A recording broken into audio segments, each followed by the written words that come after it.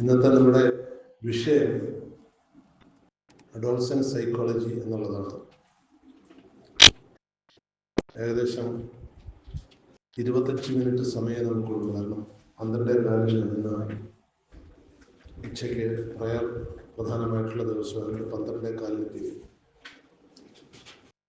നിങ്ങളെല്ലാവരും ടീച്ചേഴ്സാണ്, സ്കൂളിലും കോളേജിലും. അല്ല, സ്കൂൾ ടീച്ചേഴ്സ് എത്ര പേരുണ്ടെന്ന് കൈമുക്കൂ. പകുതിയാണ്. ഇപ്പോൾ സ്കൂൾ ടീച്ചേഴ്സ് എഡ്യൂക്കേഷണൽ ട്രെയിൻഡാണ്. കാരണം സ്കൂൾ അധ്യാപകരാണെങ്കിൽ BEd, TTC, MEd ഇങ്ങനെയൊക്കെയുള്ള വിദ്യാഭ്യാസ യോഗ്യതകളുമാണ്. കോളേജിലെ ടീച്ചേഴ്സാണെങ്കിൽ ഇതൊന്നും വേണ്ട. ഈ സ്വിമ്മിംഗ് പൂളിൻ്റെ അടുത്ത് ചെന്നിട്ട് നേരെ വെള്ളത്തിൽ ചാടുന്ന പരിപാടിയാണ് കോളേജ് അധ്യാപകർക്കുള്ളത്. അതുകൊണ്ട് അഡോൾസെന്റ് സൈക്കോളജി കോളേജ് അധ്യാപകർ പഠിച്ചിട്ടുണ്ടാകണമെന്നില്ല. സ്കൂൾ ടീച്ചേഴ്സ് പലരും ഈ കേറ്ററ്റ് എക്സാമിനേഷനൊക്കെ എഴുതി വന്നവരായിരിക്കും. ഇതിൽ കേറ്ററ്റ് എഴുതിയവർ എത്ര പേരുണ്ട്? മുമ്പൊന്നും അത് ആവശ്യമുണ്ടായിരുന്നില്ല, സെറ്റാണ് എഴുതിയത്. ഓക്കെ, സെറ്റിന് വളരെക്കാൾ കൂടുതൽ കേറ്ററ്റിൽ ഈ അഡോൾസെന്റ് സൈക്കോളജിയെ കുറിച്ചൊക്കെ കൂടുതൽ പഠനം പരീക്ഷയ്ക്ക് ചോദിക്കുന്നുണ്ട്, ചോദ്യങ്ങൾ. അപ്പോൾ എന്തായാലും എഡ്യൂക്കേഷൻ ട്രെയിനിങ് കിട്ടുന്നവർക്ക് ഇതിൻ്റെ ബേസിക്സ് ഒക്കെ മിക്കവാറും അറിയണം.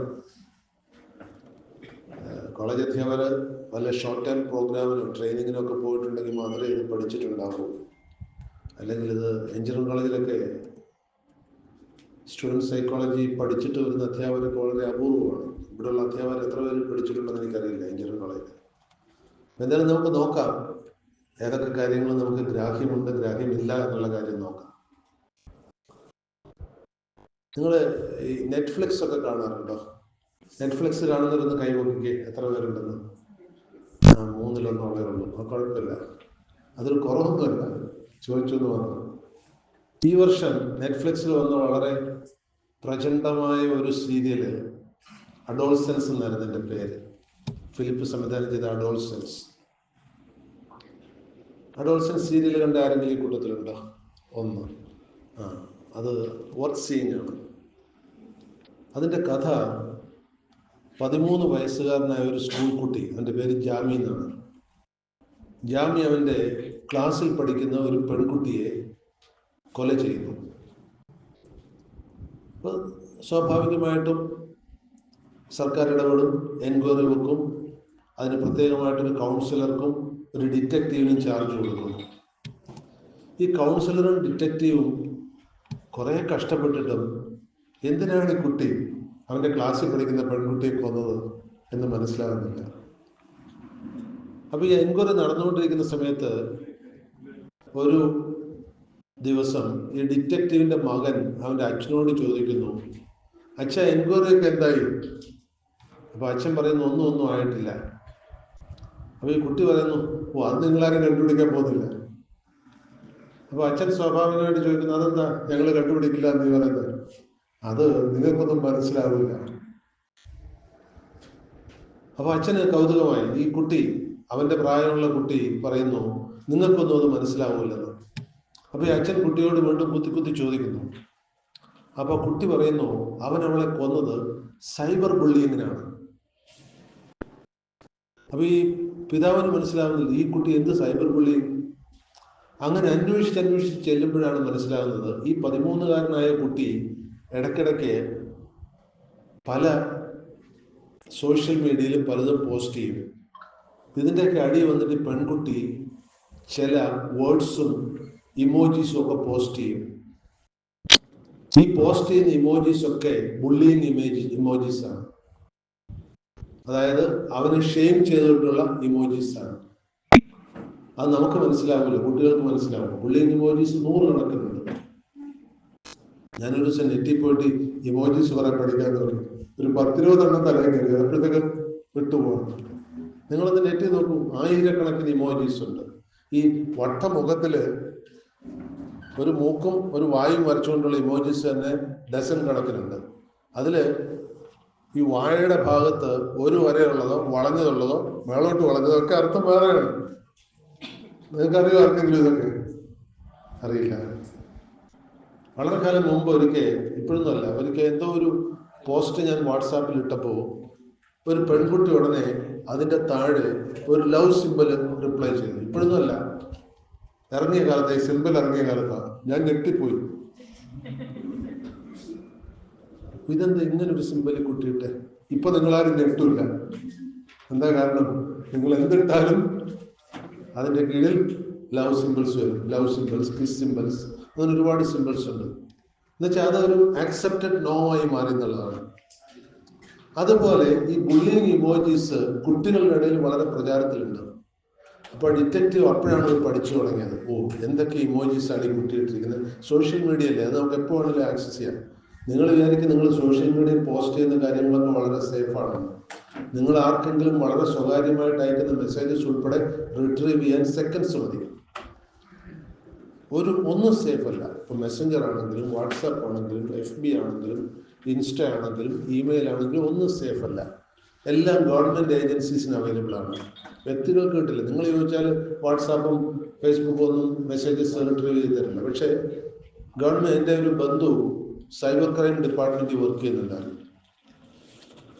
എൻ്റെ കോളേജിൽ, അത് ഞാൻ തിരുവനന്തപുരത്തൊരു കോളേജിൽ വർക്ക് ചെയ്യുകയാണ്. ആ കോളേജിൽ പഠിച്ചിരുന്ന ഒരു പെൺകുട്ടിയുടെ ബോഡി കട്ട് ചെയ്തെടുത്തിട്ട്, ഫേസ് മാത്രം കട്ട് ചെയ്തിട്ട് ബോഡി വേറെ ചില പോൺ സൈറ്റ്സിൽ നിന്ന് എടുത്തിട്ട് കമ്പൈൻ ചെയ്ത് പോസ്റ്റ് ചെയ്തു.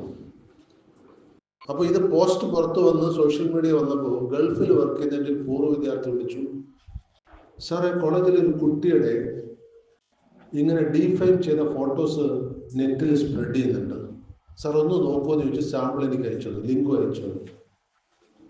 ഞാൻ നോക്കിയപ്പോൾ ഫേസ് എനിക്ക് ഐഡന്റിഫൈ ചെയ്യാൻ കഴിയും. ഞാനത് നോക്കിക്കൊണ്ടിരിക്കുമ്പോൾ എനിക്ക് പെട്ടെന്നൊരു കോൾ വന്നു. എറണാകുളത്ത് ഹൈക്കോർട്ടിൽ നിന്ന് ഒരു അഡ്വക്കേറ്റാണ്. അദ്ദേഹം വിളിച്ചിരിക്കുന്നത്, സാർ എൻ്റെ കസിൻ സിസ്റ്ററിൻ്റെ ഫോട്ടോസാണ് ഇങ്ങനെ ഡീഫൈം ചെയ്ത് നെറ്റിൽ വന്നിരിക്കുന്നത്, അപ്പോൾ അത് ഇമ്മീഡിയറ്റ് നടപടി എടുക്കണമെന്ന് പറഞ്ഞു. ഞാൻ പറഞ്ഞു, നടപടി എടുക്കണമെങ്കിൽ നിങ്ങളുടെ രേഖാമൂലമുള്ള പരാതി വേണം, ആരെങ്കിലും നിങ്ങൾ വരുമെന്ന് പറഞ്ഞു. അപ്പോൾ പെട്ടെന്ന് തന്നെ ആ കുട്ടിയുടെ അമ്മയും ഈ പറഞ്ഞ കസിൻ ബ്രദറും കൂടെ കോളേജിലെത്തി. അന്ന് ഉച്ച കഴിഞ്ഞപ്പോഴത്തേക്ക് എത്തി അവരുടെ നിന്ന് പരാതി വാങ്ങിച്ചിട്ട് അന്ന് കോളേജിൻ്റെ PTA പ്രസിഡന്റ്, അവിടുത്തെ പോലീസ് സൂപ്രണ്ടായിരുന്നു, അദ്ദേഹത്തിന് കൈമാറി എൻക്വയറി നടന്നു. തകൃതിയായിട്ട് എൻക്വയറി നടന്നു. ഒരു ദിവസം, ഒരു 3-4 മാസം കഴിഞ്ഞ ഒരു ദിവസം ഒരു മഫ്തിയിലുള്ള 2-3 പോലീസുകാർ കോളേജിലേക്ക് എത്തി. എന്നിട്ട് എൻ്റെ അടുത്ത് വന്ന് പറഞ്ഞു, സാറേ ഞങ്ങൾക്കൊരു കുട്ടിയെ അറസ്റ്റ് ചെയ്യണം. അപ്പം ഞാൻ ചോദിച്ചു, എന്തിനാ അറസ്റ്റ് ചെയ്യുന്നത്? അന്ന് കൊടുത്ത പരാതി ഞങ്ങളത് വെരിഫൈ ചെയ്തപ്പോൾ മനസ്സിലായത് അവർക്ക് മാസങ്ങൾ എടുക്കേണ്ടി വന്നത് കണ്ടുപിടിക്കാൻ. കാരണം ഇത് നെറ്റിൽ ഹോസ്റ്റ് ചെയ്ത കുട്ടി ഹോസ്റ്റ് ചെയ്തിരിക്കുന്ന മൊബൈലിൽ നിന്നാണ്. എന്നിട്ട് ആ മൊബൈലിൻ്റെ സിം കാർഡ് നശിപ്പിച്ച് കളഞ്ഞു. ആ മൊബൈൽ സിം കാർഡ് അവൻ്റെ പേരിലല്ല, വേറൊരാളുടെ പേരിലാണ്. അപ്പോൾ നോൺ എക്സിസ്റ്റിംഗ് സിം കാർഡ്. അവരിത് പ്രോസസ്സ് ചെയ്തൊരു ലാപ്ടോപ്പിലാണ്. അപ്പോൾ വളരെ വിദഗ്ധമായിട്ട്, കമ്പ്യൂട്ടർ സയൻസ് 2ാം വർഷം പഠിക്കുന്ന കുട്ടിയാണ് ഇത് ചെയ്തത്. അവൻ ലാപ്ടോപ്പിൽ പ്രോസസ്സ് ചെയ്തിട്ട് മൊബൈലിൽ ഹോസ്റ്റ് ചെയ്തിട്ടാണ് നെറ്റിലേക്ക് വിട്ടിരിക്കുന്നത്. എന്നിട്ട് ഇതെല്ലാം അവൻ്റെ ഹാർഡ് ഡിസ്കിൽ നിന്ന് ഉൾപ്പെടെ ഇത് ഡിലീറ്റ് ചെയ്ത് കളഞ്ഞു. പക്ഷേ ഇതെല്ലാം സൈബർ ക്രൈം ഡിപ്പാർട്ട്മെൻറ്റ് കണ്ടുപിടിച്ചു. അവൻ്റെ കമ്പ്യൂട്ടർ കൊണ്ടുപോയി, ഹാർഡ് ഡിസ്ക് കെൽട്രോണിൽ കൊണ്ടുപോയി അതിൻ്റെ പ്രയർ ഹിസ്റ്ററി മുഴുവൻ എടുത്തു. എന്നിട്ട് ഇതൊക്കെ വെരിഫൈ ചെയ്ത് പ്രൂഫോട് കൂടിയാണ് കോളേജിൽ നിന്ന് അറസ്റ്റ് ചെയ്യാൻ വന്നത്. അറസ്റ്റ് ചെയ്ത് കൊണ്ടുപോയി. ജയിലിലായിരുന്നു. ഞാൻ തിരുവനന്തപുരത്ത് നിന്ന് പോരുന്നവരെ അയാൾ ജയിലിലായിരുന്നു. ഇപ്പോൾ പുറത്തു വന്നതെന്ന് എനിക്കറിയില്ല. അപ്പം അഡോൾസൻ സ്റ്റേജിൽ വരുന്ന, അന്ന് കുട്ടിക്ക് അഡോൾസൻ സ്റ്റേജ് ജസ്റ്റ് കഴിഞ്ഞതേ ഉള്ളൂ, ഏതാണ്ട് 20 വയസ്സായിട്ടുണ്ടാവും ഈ സംഗതി നടക്കുമ്പോൾ. അപ്പോൾ അവിടെ നടക്കുന്ന ചില കാര്യങ്ങൾ ഇങ്ങനെയൊക്കെ പോകുന്നു എന്നുള്ളതൊന്ന് സൂചിപ്പിച്ചിട്ട് നമുക്കിനി അഡോൾസൻ സൈക്കോളജിയിലേക്ക് വരാം. ഇതൊരു സൂചനയായിട്ട് പറഞ്ഞു എന്ന് മാത്രം. നമ്മൾ കൈകാര്യം ചെയ്യേണ്ടി വരുന്ന കുട്ടികളിൽ ക്രിമിനൽ മൈൻഡ്സ് ഉണ്ടാവും, വിർച്വസ് മൈൻഡ്സ് ഉണ്ടാവും, നല്ല സേവന താല്പര്യതയുള്ള മനസ്സുകളുണ്ടാവും. ഇതെല്ലാം അറിഞ്ഞുകൊണ്ട് കുട്ടികളെ നമുക്ക് ഉൾക്കൊള്ളാൻ കഴിയണം, അവരെ കറക്റ്റീവ് പാത്തിലേക്ക് കൊണ്ടുവരാൻ കഴിയണം. അത് എത്ര ടീച്ചേഴ്സിന് പറ്റുമെന്ന് അറിയില്ല. കാരണം നിങ്ങൾക്കൊരു ടീച്ചറായിട്ട് ഇതൊന്നും ചെയ്യാൻ കഴിയില്ല. നിങ്ങൾക്കിത് ചെയ്യാൻ കഴിയുന്നത് ആ കുട്ടിയുടെ രക്ഷകർത്താവായിട്ട് ചെയ്യാം. എന്ന് വെച്ചാൽ ആ റോളിലേക്ക് വരണം. ഒരു ടീച്ചറിന് ഏത് റോളും അസ്യൂം ചെയ്യാം. ആ കുട്ടിയുടെ സഹോദരനായിട്ട് വരാം, ആ കുട്ടിയുടെ സഹോദരിയായിട്ട് വരാം, അല്ലെങ്കിൽ ആ കുട്ടിയുടെ പേരൻ്റായിട്ട് വരാം. ഏത് റോള് നിങ്ങൾ എടുത്താലും ആ കുട്ടിയായിട്ടൊരു 1-to-1 അറ്റാച്ച്മെന്റിലേക്ക് വരാൻ കഴിഞ്ഞില്ലെങ്കിൽ ഒരു ടീച്ചേഴ്സിനും കുട്ടികളെ കറക്റ്റ് ചെയ്യാൻ കഴിയില്ല. ഈ പൊതുപ്രസംഗം നടത്തിയുള്ളൂ, ഇങ്ങനെ ഒരു സ്റ്റേജിൽ വന്നെന്ന് തിയറി പറയുന്നതുകൊണ്ടോ ഒന്നും നമുക്ക് കറക്റ്റീവ് മെഷേഴ്സും അഡോൾസെന്റ് കൺട്രോളും പറ്റില്ല. കാരണം അഡോൾസെൻസ് എന്താണ് ആ വാക്കിന്റെ അർത്ഥം? അഡോൾസെൻസ് എന്ന് പറഞ്ഞാൽ നിങ്ങൾ എന്താ വാക്കുകൊണ്ട് ഉദ്ദേശിക്കുന്നത്? കൗമാരം. പക്ഷെ ആ വാക്കിന്റെ ശരിക്കുള്ള അർത്ഥം അതൊരു ലാറ്റിൻ വേർഡിൽ ഒന്നാണ്, അഡോൾസിയർ എന്നുള്ള ലാറ്റിൻ വേർഡ്. അഡോൾസിയർ എന്ന് പറഞ്ഞാൽ ടു അക്വയർ മെച്യൂരിറ്റി എന്ന് വെച്ചാൽ ഒരു പക്വത എത്തുക എന്നുള്ളതാണ് അതിന്റെ അർത്ഥം. അപ്പൊ ഈ കൗമാരമായിരിക്കും ഒരുപക്ഷെ പക്വത എത്തുന്ന കാലഘട്ടം. അതിനൊരു അന്തർദേശീയ ഡെഫിനേഷൻ അഡോൾസൻസ് എന്ന് പറഞ്ഞാൽ ഏകദേശം 10 വയസ്സ് മുതൽ 19 വയസ്സ് വരെയുള്ള കാലം എന്നാണ്. അതായത് ടീനേജേഴ്സ്. ടീനേജേഴ്സിന് മുന്നേ തന്നെ തുടങ്ങുന്നു. ടീനേജേഴ്സ് ശരിക്കും തുടങ്ങുന്നത് 13 തൊട്ട് 19 വരെയാണ് ടീനേജേഴ്സ്. പക്ഷേ അഡോൾസെന്റ് ഏജ് പൊതുവെ ആൺകുട്ടികളിൽ 10 വയസ്സിലും പെൺകുട്ടികളിൽ 9 വയസ്സിലും തുടങ്ങുന്നു എന്നാണ് ഒരു മെഡിക്കൽ കോൺസെപ്റ്റ്. അപ്പോൾ ഒരു 9 വയസ്സ് തൊട്ട് 19, പെൺകുട്ടികളിൽ 9 വയസ്സ് തൊട്ട് 18 വയസ്സ് വരെയും ആൺകുട്ടികളിൽ 10 വയസ്സ് തൊട്ട് 19 വയസ്സ് വരെയും എന്നൊരു അംഗീകരിക്കപ്പെട്ട തത്വമാണ് അഡോൾസെന്റ് ഏജ്.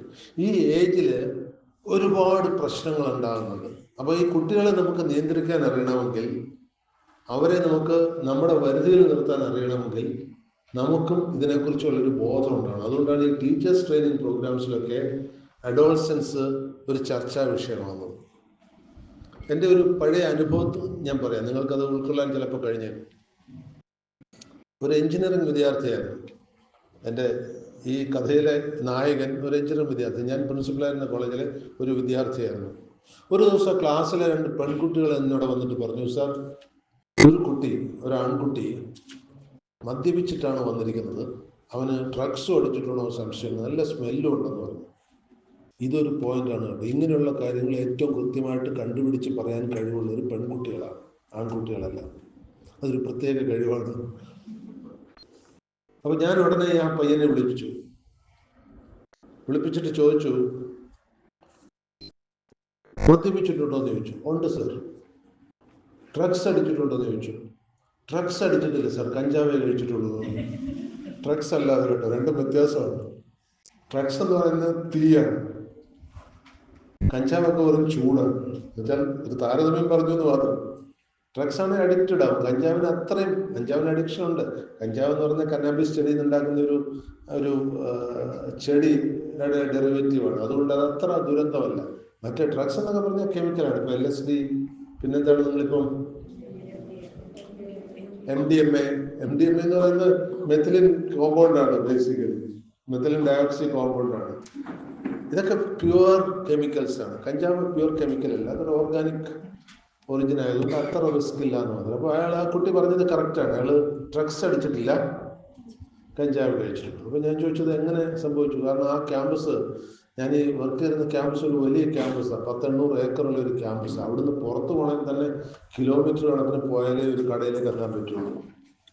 അപ്പോൾ പറഞ്ഞു, സാർ ബൈക്ക് ഗേറ്റിൽ വെച്ചിട്ടുണ്ട്, ഞാൻ ഇത് എടുത്തുകൊണ്ട് ഇന്ന സ്ഥലത്ത് പോയി അവിടുന്ന് ഇത് രണ്ടും സംഘടിപ്പിച്ച് വരിക ചെയ്ത്. അപ്പോൾ ഞാൻ ചോദിച്ചത് സ്ഥിരമായിട്ടുള്ള ഇടപാടാണെന്ന് ചോദിച്ചു. ഇടയ്ക്കിടയ്ക്കുണ്ട് സാർ എന്ന് പറഞ്ഞു. അയാൾ ഒന്ന് കള്ളം പറഞ്ഞു. ഇതൊക്കെ ചെയ്യുന്ന കുട്ടികൾ പലപ്പോഴും സത്യം പറയും. നിങ്ങളൊന്ന് ചെക്ക് ചെയ്താൽ മതി. മദ്യപിച്ച് വരുന്ന കുട്ടിയോട് ചോദിച്ചു കഴിഞ്ഞാൽ അവൻ സത്യം പറയും. മദ്യപിച്ചില്ല എന്നവൻ കള്ളം. ഇനി മദ്യപിച്ചില്ല എന്നവൻ കള്ളം പറയുന്നുണ്ടെങ്കിൽ അവൻ കാഷ്വൽ ഡ്രിങ്കർ ആണെന്നാണ് എൻ്റെ അർത്ഥം.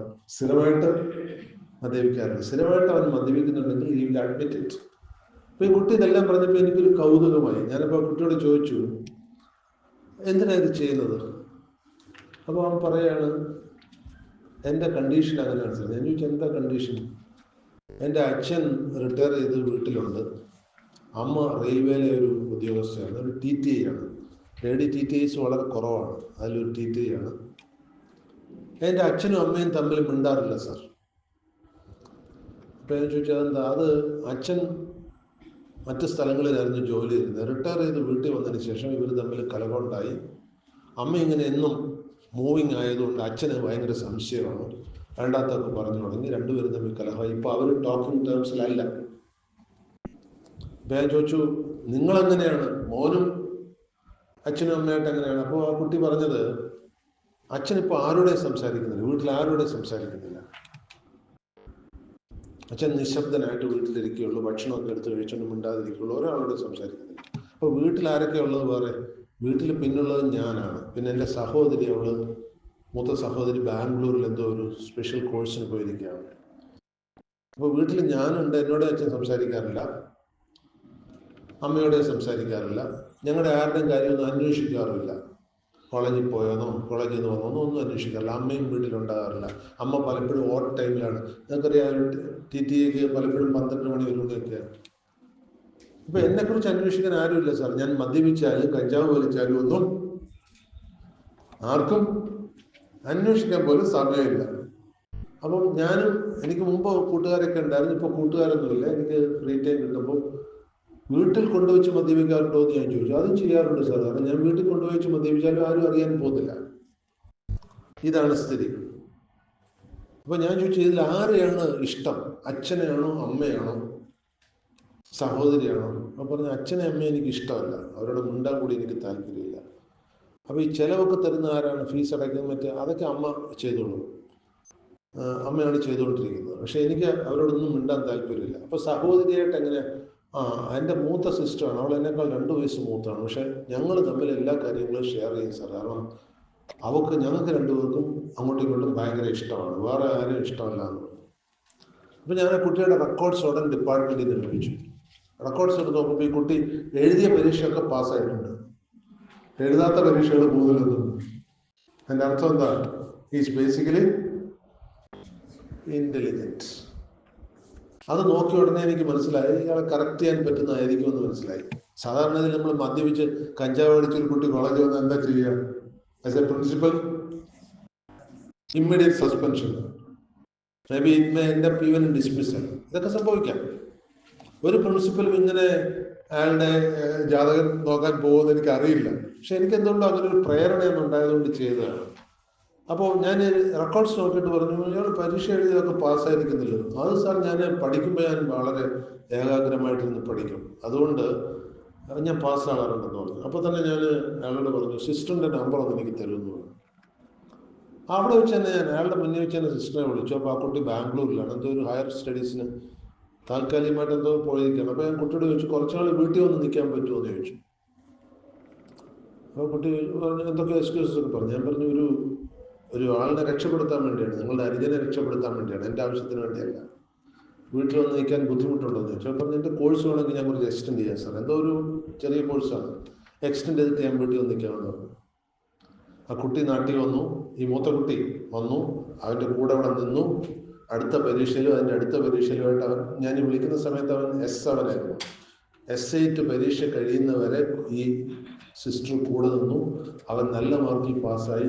അവൻ അവിടെ ആ ഒരുപാട് പ്രോജക്ട്സ് ഉള്ള ഗ്രൂപ്പായിരുന്നു, അവിടെ തന്നെ ജോലി കൊടുത്തു. This is how someone in adolescence can be saved. പക്ഷെ നമ്മൾ എപ്പോഴും ചെയ്യുന്നത് എന്താ? നമുക്കൊരു ക്രിട്ടിക്കൽ മൈൻഡാണുള്ളത്. നമ്മൾ അവരുടെ തെറ്റെന്താന്ന്, ഒരാളുടെ തെറ്റ് കണ്ടുപിടിക്കാൻ നടക്കേണ്ട ഒരാവശ്യവും ടീച്ചേഴ്സിനില്ല. ടീച്ചേഴ്സ് കണ്ടുപിടിക്കേണ്ടത് എന്തെങ്കിലും തെറ്റുണ്ടെങ്കിൽ അത് കറക്റ്റ് ചെയ്യാനാണ്. തെറ്റ് കണ്ടുപിടിക്കാൻ നമ്മളെന്താ ഡിറ്റക്റ്റീവ്സ് ആണ്? അതിന് പോലീസ് ഡിപ്പാർട്ട്മെന്റ് ഉണ്ട്, അവർ ചെയ്തോട്ടെ. ഇപ്പൊ ഒരു കുട്ടിക്ക് പരീക്ഷയ്ക്ക് മാർക്ക് കുറഞ്ഞു കഴിഞ്ഞാൽ ആരുടെ കുഴപ്പം അത്? നമ്മളെല്ലാവരും പറയാം കുട്ടിയൊന്നും പഠിച്ചില്ല. അങ്ങനെ നമുക്ക് ഒഴിവാക്കാൻ പറ്റുമോ? ഒരു ക്ലാസ്സിൽ 30 കുട്ടികളുണ്ടെന്ന് നോക്കുക, അല്ലെ 50 കുട്ടികൾ. അതിൽ ഒരു ടീച്ചർ ഒരു സബ്ജക്റ്റ് പഠിപ്പിച്ചു, നല്ല മിടുക്കിയായ ടീച്ചർ. കാരണം ടീച്ചർ എന്നുള്ള ഇപ്പോൾ ഏതാണ്ട് ഇവിടെ മാത്രമേ ഈ 50-50 കാണാൻ പറ്റുള്ളൂ, ബാക്കി എല്ലായിടത്തും 70% ഫീമെയിൽസാണ്. അപ്പോൾ ഒരു ടീച്ചർ പഠിപ്പിച്ച് കർമ്മം ഭംഗിയായിട്ട് നടത്തി. പക്ഷെ അതുകൊണ്ട് കുട്ടികൾ പാസ്സാകണമെന്നില്ല. ഞാൻ ഇവിടെ തന്നെ ഇടയ്ക്കിടയ്ക്ക് ടീച്ചേഴ്സിനോട് പറയാറുണ്ട്, സ്കൂൾ ലെവൽ വരേക്ക്, ഇപ്പോൾ സ്കൂൾ ടീച്ചേഴ്സ് ഉള്ളതുകൊണ്ട് പറയാം, സ്കൂൾ ലെവൽ വരേക്ക് ടീച്ചിങ്ങിന് ഭയങ്കര പ്രാധാന്യമുണ്ട്. കോളേജ് ലെവൽ എത്തിക്കഴിഞ്ഞാൽ പിന്നെ ടീച്ചിങ്ങിന് പ്രാധാന്യമില്ല. പിന്നെ 80% ഇസ് ലേണിംഗ്. അത് നടക്കുന്നുണ്ടെന്ന് എൻഷുർ ചെയ്യേണ്ടത് ടീച്ചേഴ്സിൻ്റെ ഡ്യൂട്ടിയാണ്. മനസ്സിലായില്ലേ? അത് നമ്മൾ ചെയ്യാറില്ല. നമ്മൾ 20% പാർട്ട് നമ്മുടെയാണ്, ടീച്ചിങ്. അത് മാത്രം ചെയ്യും. ടീച്ചിങ് മാത്രമല്ല നമുക്ക് വേണ്ടത്, നമ്മളെ ലേണിംഗ് നടത്തുന്നു എൻഷുർ ചെയ്യാൻ കഴിയണം. അപ്പോൾ ഇനി നമുക്ക് അഡോൾസൻസിൻ്റെ മറ്റ് ഘട്ടങ്ങളിലേക്കും കൂടി നോക്കാം. ഈ ഘട്ടത്തിലാണ് അഡോൾസൻസിനെ 3ആയിട്ട് തരംതിരിക്കും. സുനീഷയെ ക്ലോസ് ചെയ്യേണ്ട സമയമാകുമ്പോൾ എന്നോട് പറയണം, ഞാൻ ഇതിലിങ്ങനെ ശ്രദ്ധിച്ചിരിക്കുമ്പോൾ കേട്ടോ. അഡോൾസൻസിനെ നമ്മൾ 3 ഘട്ടമായിട്ട് തിരിക്കും. Early adolescence, middle adolescence, late adolescence. Early adolescence എന്ന് പറഞ്ഞാൽ ഒരു 13 വയസ്സ് വരെ, മിഡിൽ അഡോൾസൻസ് എന്ന് പറഞ്ഞാൽ ഒരു 17 വയസ്സ് വരെ, ലേറ്റ് അഡോൾസൻസ് എന്ന് പറഞ്ഞാൽ 19-20 വയസ്സ് വരെക്കുള്ളതാണ് ലേറ്റ് അഡോൾസൻസ്. ഈ ഏർലി അഡോൾസൻസിലാണ് ഒരു കുട്ടി പ്യൂബർട്ടിയിലെത്തുന്നത്. പ്യൂബർട്ടി എന്ന് പറഞ്ഞാൽ ശാരീരികമായ പക്വത. അത് ആൺകുട്ടിയാണെങ്കിലും സാധാരണഗതിയിൽ പ്യൂബർട്ടി പെൺകുട്ടികളാണ് നേരത്തെ എത്താറെന്നാണ് പറയുന്നത്. അത് പെൺകുട്ടികളാണെങ്കിലും ആൺകുട്ടികളാണെങ്കിലും 9 to 13 ഇയേഴ്സിലാണ് ഈ പ്യൂബർട്ടി എത്തുന്നത്. അപ്പോൾ ഈ പ്യൂബർട്ടി എത്തുമ്പോൾ അവരുടെ ശരീരത്തിൽ ചില മാറ്റങ്ങൾ അവർ കണ്ടു തുടങ്ങും. എന്ന് മാത്രമല്ല, ഒരു മനുഷ്യ ആയുസ്സിൽ ഏറ്റവും കൂടുതൽ ഹോർമോൺസ് ബോഡിയിൽ വർക്ക് ചെയ്യുന്ന 2 പീരീഡാണ്. അതിലൊന്ന് ഈ പീരീഡാണ്, ഈ പ്യൂബർട്ടി പീരീഡാണ്. അപ്പോൾ ഈ സമയത്ത് കുട്ടികളിലുണ്ടാകുന്ന ഒരു സംഘർഷം, ഭയങ്കര മാനസിക സംഘർഷമായിരിക്കും. ആ സമയത്ത് അവർക്ക് പ്രോപ്പർ ഗൈഡൻസ് കിട്ടിയില്ലെങ്കിൽ അവരിങ്ങോട്ട് പോകേണ്ടതെന്ന് പറയും, ചിലപ്പോൾ ഇങ്ങോട്ട് പോയെന്ന് വരും. ഈ പ്യൂബർട്ടി പീരീഡിലൊരു പ്രത്യേകത, അവരുടെ മൈൻഡ് ആകെ ബ്ലർഡാണ്. നമ്മൾ അവരെ പറയാറൊരു ഹോർമോൺ ബോംബെന്നാണ്. ഒരുപാട് ഹോർമോൺസ്. അത് ആൺകുട്ടികളാണെങ്കിലും മാത്രമല്ല, സാധാരണഗതിയിൽ ഹോർമോൺസിൻ്റെ ഇൻഫ്ലുവൻസ് ഏറ്റവും കൂടുതലുള്ളത് ഫീമെയിൽ ബോഡിയിലാണ്. പക്ഷെ ഈ സമയത്ത് ആൺകുട്ടികളിലും അത് ഭയങ്കര ആക്റ്റീവാണ്. ആ സമയത്തായിരിക്കും അവർക്ക് ബോഡിയിൽ ഹെയറൊക്കെ, മീശയൊക്കെ വരിക, ബോഡി ഹെയറൊക്കെ വരിക, അതുപോലെ അവരുടെ സൗണ്ടിൽ മാറ്റം വരിക, അവരുടെ പെർഫോമൻസിൽ മാറ്റം വരിക. പെൺകുട്ടികൾക്കും അതേ സമയത്ത് ഈ സമയത്താണ് പെൺകുട്ടികൾക്കും മെച്യൂരിറ്റി വരിക. ഈ സമയത്ത് പ്രോപ്പറായ ഒരു കെയർ കുട്ടികൾക്ക് കിട്ടിയില്ലെങ്കിൽ വലിയ ബുദ്ധിമുട്ടാണ്. പക്ഷെ ഈ സമയത്ത് അവർ ഏത് ടീച്ചേഴ്സിൻ്റെ കയ്യിലാണ്? ഈ സമയത്ത് അവർ UP സ്കൂൾ ടീച്ചേഴ്സിൻ്റെ കയ്യിലാണ്. മനസ്സിലായില്ലേ? ഈ 9 to 13 ഇയേഴ്സ് ഏജ് എന്ന് പറഞ്ഞപ്പോൾ UP സ്കൂൾ ടീച്ചേഴ്സ്, അതാണ് ഇവിടുത്തെ വലിയൊരു ദുരന്തം. UP സ്കൂൾ ടീച്ചേഴ്സ് അഡോൾസൻറ്റ് സൈക്കോളജിയിൽ പ്രോപ്പർലി ട്രെയിൻഡ് അല്ല ഇവിടെ. മറിച്ച് ജപ്പാൻ പോലുള്ള ഒരു രാജ്യത്ത് ഏറ്റവും കൂടുതൽ അഡോൾസൻസ് ട്രെയിനിങ് കൊടുത്തു വിടുന്നത് UP സ്കൂളിലെ ടീച്ചേഴ്സിനാണ്. അവരാണത് ഹാൻഡിൽ ചെയ്യേണ്ടി വരും. 9 വയസ്സ് തൊട്ട് 13 വയസ്സ് വരെയുള്ള കുട്ടികളെ ഹാൻഡിൽ ചെയ്യേണ്ടി വരുന്നത് UP സ്കൂൾ ടീച്ചേഴ്സാണ്. ഇതിൽ UP സ്കൂൾ ടീച്ചേഴ്സ് ആരെങ്കിലും ഉണ്ടോ? ഇല്ല. ഇത് ഹൈസ്കൂളും ഹയർ സെക്കൻഡറിയും കോളേജും മാത്രമേ ഉള്ളൂ. അപ്പം നിങ്ങളുടെ കയ്യിലേക്ക് അവർ എത്തുന്നില്ല. ഇനി ആ പീരീഡ് കഴിയുമ്പോൾ, ഈ 13 വയസ്സ് കഴിയുമ്പോൾ അവരിൽ ചില പക്വതകൾ വരും, അതിൻ്റെ ചില മാനിഫെസ്റ്റേഷൻസ് വരും. ഈ പക്വതകൾ എന്ന് പറഞ്ഞു കഴിഞ്ഞാൽ അവർക്ക് അതുവരെ അവർക്ക് അറിയാതിരുന്ന ചില കാര്യങ്ങൾ അവർക്ക് മനസ്സിലാവും. ഉദാഹരണത്തിന്, ഒരു 9 വയസ്സുള്ള ഒരു കുട്ടിക്ക് അവരുടെ ബോഡി ടച്ച് നല്ലതാണോ മോശമാണോ തിരിച്ചറിയാൻ കഴിഞ്ഞില്ല. പക്ഷെ 10 വയസ്സാകുമ്പോഴത്തേക്ക് അത് അറിയുന്നു എന്നുള്ളതാണ്. ഒരു വല്ലാത്ത ട്രാൻസിഷൻ പീരീഡാണ്.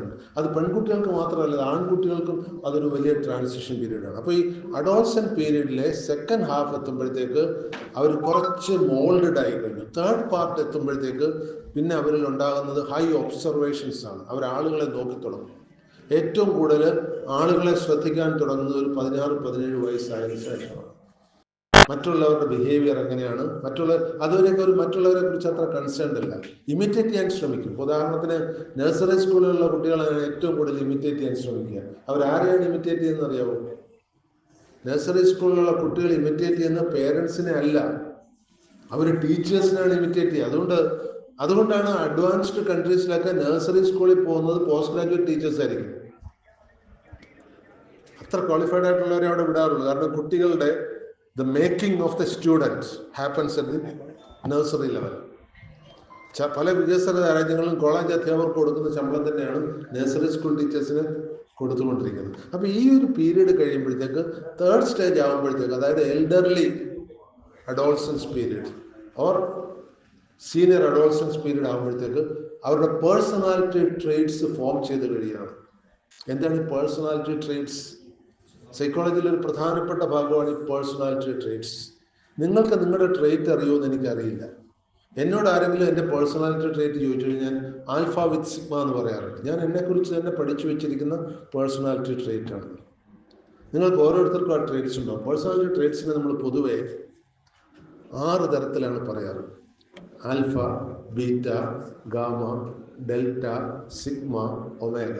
കേട്ടിട്ടുണ്ടോ ഇതാരെങ്കിലും?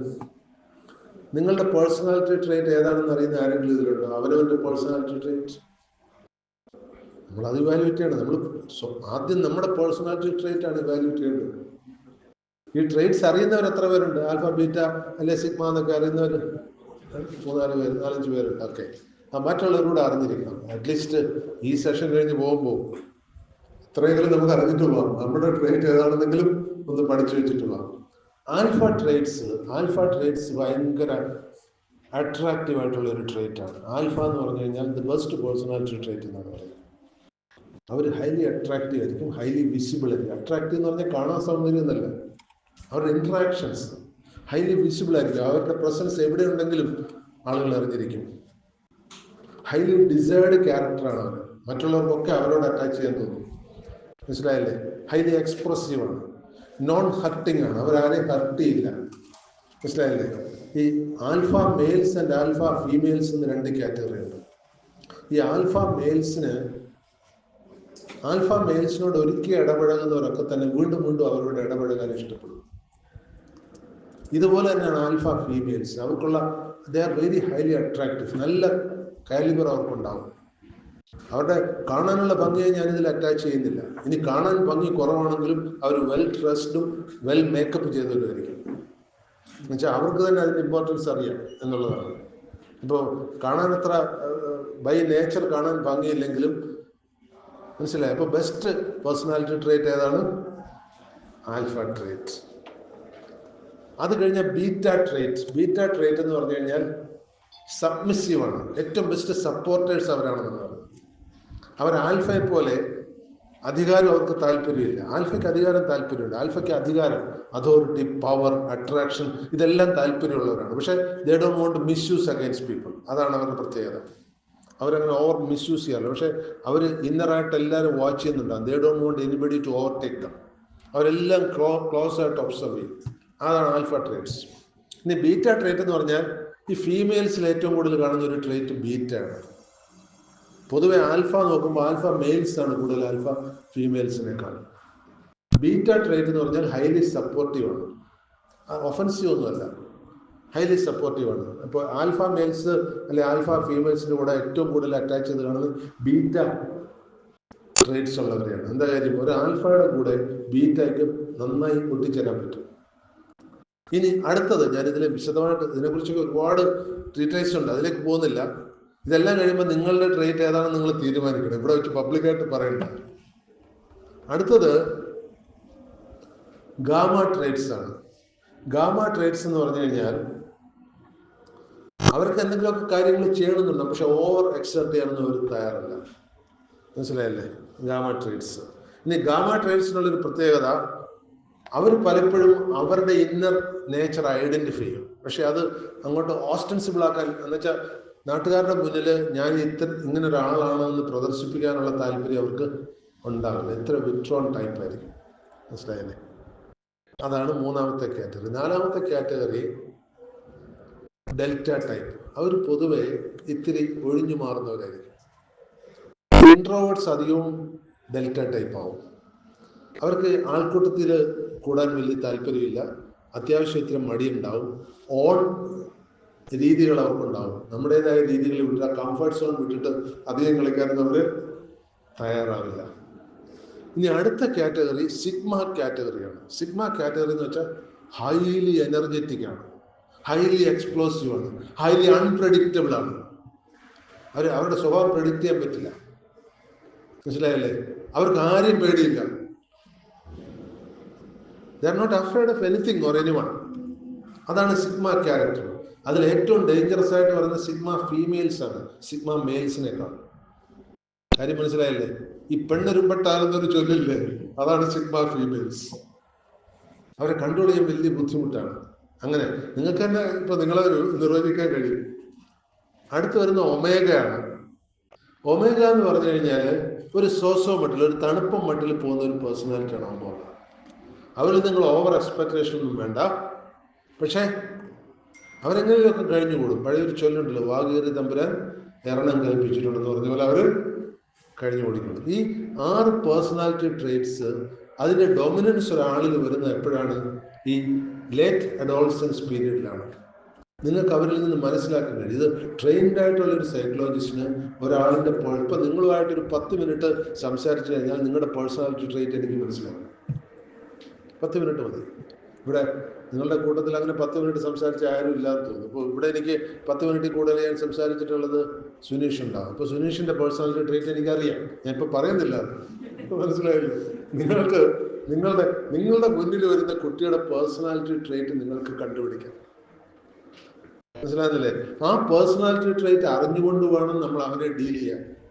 ഇപ്പൊ സിംഹത്തെ ഡീൽ ചെയ്യുന്ന പോലെ കുരങ്ങനെ ഡീൽ ചെയ്തു. ഇപ്പൊ സിംഹത്തിന്റെ പ്രത്യേകത നിങ്ങൾക്കറിയോ? സിംഹം നിങ്ങൾ അടിച്ചാലും ഇടിച്ചാലും ഒന്നും അതൊന്നും ചെയ്യില്ല. പക്ഷെ അതിന് നിങ്ങളെ കൊല്ലണം തോന്നിയാൽ 1 മിനിറ്റിനകം കൊന്നിരിക്കുന്നു. മനസ്സിലായില്ലേ? ഇതാണ് സിംഹത്തിന്റെ നേച്ചർ. വളരെ സൈലന്റ് ആണ്, ഡിറ്റർമിൻഡ് ആണ്, ഒന്നിനെയും പേടിയില്ല. ഇപ്പൊ സിംഹത്തിന്റെ പേഴ്സണാലിറ്റി ട്രേറ്റ് ഏതാണെന്ന് പറയും നിങ്ങൾ? ആൽഫ വിത്ത് സിഗ്മ ആണ് സിംഹം. എനിക്ക് ഏറ്റവും ഇഷ്ടമുള്ള മൃഗം സിംഹമാണ്. എന്താണെന്നറിയാമോ? സിംഹത്തിനെ നിങ്ങൾക്ക് പ്രകോപിപ്പിക്കാൻ പറ്റില്ല. ബിക്കോസ് അതിന് പേടിയില്ല, ഒന്നിനെ, ഒരു പേടിയില്ല ഒന്നിനെ. മലയാളത്തിലൊരു ചൊല്ലുണ്ട്, പേടിയില്ലാത്തതിനെ പേടിപ്പിക്കാൻ പറ്റില്ല. അതിന് പേടിയില്ല, പക്ഷേ അറ്റ് ടൈംസ് ഇറ്റ് റിയാക്ട്സ്. അതാണ് സിഗ്മ എന്ന് പറയുന്നത്. അത് റിയാക്ട് ചെയ്യുമ്പോൾ ആർക്കും അതിനെ തടയാനും പറ്റില്ല. അങ്ങനെയുള്ള പേഴ്സണാലിറ്റീസിനെ നിങ്ങൾ എപ്പോഴും വളരെ കെയർഫുൾ ആയിട്ട് ഡീൽ ചെയ്യണം. കഴിയുമെങ്കിൽ അങ്ങനെയുള്ളവരെ നിങ്ങൾ ശത്രുപക്ഷത്ത് കൊണ്ടുവരരുത്. മനസ്സിലായല്ലേ? അപ്പൊ ഇനി നിങ്ങളുടെ വീട്ടിൽ ഓരോരുത്തരുടെയും ഇത്രയെങ്കിലും ഇന്ന് പഠിച്ചിട്ട് പോകും. മുഴുവൻ പഠിപ്പിക്കാൻ പറ്റില്ല. ഇന്ന് വീട്ടിൽ പോയിട്ട് അവരോട് പറയരുത് കേട്ടോ. അവരോട് പറഞ്ഞു കഴിഞ്ഞാൽ എന്ത് പറ്റും? അത് ദുരന്ത ഫലങ്ങളുണ്ടാകും. നമ്മൾ സൈക്കോളജിയിൽ ഒരു പ്രത്യേകതയുണ്ട്. സൈക്കോളജി പഠിക്കുന്നവര് അനാവശ്യമായിട്ട് ആരോടും സൈക്കോളജി പറഞ്ഞു കൊടുക്കുന്നത് ദുരന്തമായിരിക്കും. ഇപ്പൊ നിങ്ങളുടെ വീട്ടിൽ തന്നെ നിങ്ങളുടെ സ്പൗസിന്റെ അടുത്ത് പോയി അവരുടെ സൈക്കോളജി ഇതാണെന്ന് പറഞ്ഞു കഴിഞ്ഞാൽ ഉണ്ടാകാവുന്ന ദൂരവ്യാപക ഫലങ്ങൾ ആലോചിച്ചോളൂ. അതുകൊണ്ട് അത് ചെയ്യാൻ പാടില്ല, അതവിടെ നിൽക്കട്ടെ. അപ്പൊ ഇനി ഈ അഡോൾസൻ സൈക്കോളജിയിൽ വരുന്ന കാര്യങ്ങളെ കുറിച്ച് നമുക്കിനി സമയമുണ്ടോ? കഴിഞ്ഞു അല്ലേ? 12:30 വിട്ടാൽ മതിയോ? അതുവരെ തുടരാം അല്ലേ? എനിക്കൊന്നൊരു അലവൻസ് തന്നാണെന്ന് തോന്നുന്നു. 12:15 വരെ നേരത്തെ പറഞ്ഞു. 12:30 വരെ നമുക്ക് പോവാം. ഓക്കെ. അപ്പോൾ ഇത് ഞാൻ പറഞ്ഞു കഴിഞ്ഞു. ഇനി പേഴ്സണാലിറ്റി ട്രേറ്റ്സിനെ കുറിച്ചാണ് ഇതുവരെ പറഞ്ഞുകൊണ്ടിരുന്നത്. ഇനി കുട്ടികളുടെ കാര്യത്തിലേക്ക് വരുമ്പോൾ അവർക്ക് വരുന്ന ഓരോ മാറ്റങ്ങൾ, അവർക്ക് വരുന്ന ഓരോ ഫീലിങ്സ് ഒക്കെ നമുക്ക് അഡോൾസൻ സൈക്കോളജിയിൽ വളരെ പ്രത്യക്ഷമായിട്ട് അവരെ സ്വാധീനിക്കുന്നുണ്ട്. ഒരു കാര്യം നോക്കാം. ഏറ്റവും കൂടുതൽ കുട്ടികൾക്ക് വരുന്ന ഒരു പ്രശ്നം എന്താണെന്ന് ചോദിച്ചാൽ പേരന്റൽ പ്രഷറും പീർ പ്രഷറുമാണ്. ഈ പേരന്റൽ പ്രഷർ എന്താണ്? പേരന്റൽ പ്രഷർ എന്ന് പറഞ്ഞു കഴിഞ്ഞാൽ നിങ്ങൾ ഏതെങ്കിലും വീട്ടിൽ പോയ 90% രക്ഷകർത്താക്കളും പഠിക്കും എന്ന് പറഞ്ഞ് കുട്ടികളെ പീഡിപ്പിച്ചുകൊണ്ടിരിക്കും. സത്യത്തിൽ അങ്ങനെ ആരോടൊക്കെ പറഞ്ഞിട്ടുണ്ടോ ആ കുട്ടികളൊന്നും നന്നായിട്ടുണ്ടാവില്ല. ഒരു കുട്ടിക്ക് പ്രേരണയാണ് വേണ്ടത്, പ്രഷറല്ല വേണ്ടത്. പ്രേരണ എന്ന് പറഞ്ഞു കഴിഞ്ഞാൽ അവൻ്റെ ഉള്ളിൽ അവനെ കൊണ്ട് തോന്നിപ്പിക്കണം ഇന്നിന്ന കാര്യങ്ങൾ നന്മയാണ്, ഇന്നിന്ന കാര്യങ്ങൾ മോശമാണ് എന്ന് അവനെ കൊണ്ട് തോന്നിപ്പിക്കാൻ നമുക്ക് കഴിയണം. അതിൽ പ്രധാനമായിട്ട് വരുന്നത് ഈ കുട്ടികളുടെ മനസ്സിൽ അവർ എന്തിനെങ്കിലും ഒന്ന് വെറുത്ത് കഴിഞ്ഞാൽ അവർ പിന്നെ ഒരിക്കലും അതിനെ ഇഷ്ടപ്പെടില്ല. അതുകൊണ്ട് അവരുടെ പേഴ്സണലായിട്ടുള്ള ചില കാര്യങ്ങളുണ്ട്. അവരുടെ ഇൻ്റലിജൻസ്, ഇമോഷൻസ് നിങ്ങൾക്കറിയാമായിരിക്കും. 6-7 ക്വസ്റ്റ്യൻസ് ഉണ്ട്. നിങ്ങൾ കേട്ടിട്ടുണ്ടോ എന്നറിയില്ല. ഇൻ്റലിജൻസ് ക്വസ്റ്റ്യൻ നിങ്ങൾ കേട്ടിട്ടുണ്ടാവും. പിന്നെ ഏത് കേട്ടിട്ടുണ്ട്? ഇമോഷണൽ ക്വസ്റ്റ്യൻ കേട്ടിട്ടുണ്ട്. പിന്നെ ഏത് ക്വസ്റ്റ്യനെ കേട്ടിട്ടുള്ളത്? ഇത്ര കേട്ടിട്ടുള്ളൂ. അഡ്വേഴ്സിറ്റി ക്വസ്റ്റ്യൻ കേട്ടിട്ടുണ്ടോ? ഓരോ ക്വസ്റ്റ്യൻ നമുക്കൊന്ന് നോക്കാം. അത് നിങ്ങൾ അറിഞ്ഞിരിക്കണം. കാരണം ഞാൻ എല്ലാം കൂടെ ഒന്നും കവർ ചെയ്തൊന്നും പറ്റില്ല. പക്ഷെ പറയുന്ന കുറച്ച് കാര്യങ്ങൾ നിങ്ങളുടെ തലയിൽ കയറുന്നതാണ് നല്ലതെന്ന് എനിക്ക് തോന്നുന്നു. അതുകൊണ്ടാണ് ഞാൻ സ്പെസിഫിക് ഏരിയാസിലേക്ക് വരുന്നത്. എന്താണ് ഇന്റലിജൻസ് ക്വസ്റ്റ്യന്റ്? ഒരു കുട്ടിയുടെ ബൗദ്ധിക നിലവാരം എങ്ങനെയെന്ന് നമുക്കറിയാൻ നിങ്ങൾക്കതിൽ NSS ഓഫീസേഴ്സിന് ഏറ്റവും പ്രധാനം വേറെ 2 ക്വസ്റ്റ്യൻസ്, അത് ഞാൻ പറഞ്ഞുതരാം. ഇന്റലിജൻസ് ക്വസ്റ്റ്യൻ എന്ന് പറഞ്ഞാൽ അവരുടെ ബൗദ്ധിക നിലവാരം. ഇതൊക്കെ കണ്ടുപിടിക്കാൻ പല മെട്രൈസസ് ഉണ്ട്. ഇതൊക്കെ റെക്കോർഡ് ചെയ്തിട്ട് കണ്ടുപിടിക്കാൻ പറ്റും. ഇന്റലിജൻസ് ക്വസ്റ്റ്യൻ ഒരു പക്ഷേ നിങ്ങൾ സ്കൂളിലെങ്ങാനും കണ്ടുപിടിച്ചിട്ടുണ്ടോ എന്നറിയില്ല. അതിനൊക്കെ സ്റ്റാൻഡേർഡ് മെത്തേഡ്സ് ഉണ്ട്, ചാർട്ടുകളൊക്കെ ഉണ്ട്. അപ്പോൾ ബുദ്ധിപരമായിട്ടൊരു കുട്ടി എവിടെ നിൽക്കുന്നു, അതാണ് ഇന്റലിജൻസ് ക്വസ്റ്റ്യന്റ്. ഇമോഷണൽ ക്വസ്റ്റ്യന്റോ? വ്യക്തി ജീവിതത്തിലെ വിജയപരാജയങ്ങളെ തീരുമാനിക്കുന്ന എമോഷണൽ ക്വസ്റ്റ്യന്റ് ആണ്, ഇന്റലിജൻസ് ക്വസ്റ്റ്യന്റ് അല്ല. ഇന്റലിജൻസ് ക്വസ്റ്റ്യന്റ് ഉണ്ടെങ്കിൽ മാർക്ക് വാങ്ങിച്ചു തോന്നും, പക്ഷേ ജീവിതം വിജയിച്ചോളുന്നില്ല. എന്താണ് ഇമോഷണൽ ക്വസ്റ്റ്യന്റ്? വികാരം.